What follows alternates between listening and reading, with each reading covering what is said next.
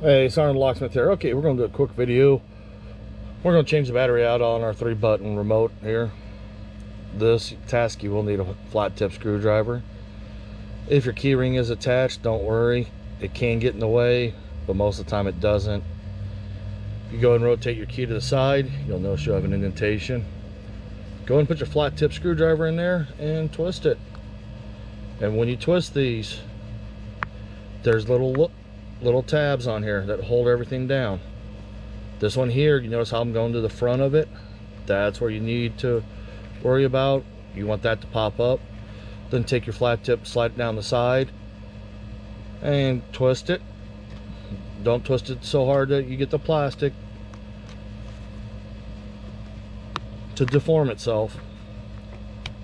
We've got it open. Now that we've got it open, you'll see you have the 3 tabs that hold the battery down. Come to the opposite side where there's not a middle tab, just put the flat tip under there, lift the battery up. The reason why I say that is you got those tabs. If you pry on that, you can bend this. This is a CR 2032 battery. These are new remotes we're using for the videos, so we're going to go and reinstall it. Positive side down, you notice how it went in.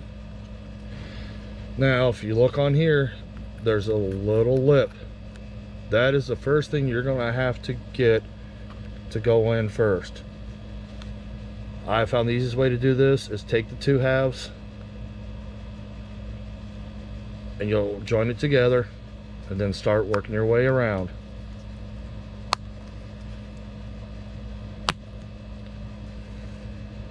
There you go. The seam is together. We're good. Thanks again for watching Sergeant Locksmith. Let's be safe out there, and go ahead and check out other videos and playlists that we have of how-tos and do-it-yourselfers for your home, residential, and basic locksmithing, with more videos to come. Thanks again for watching.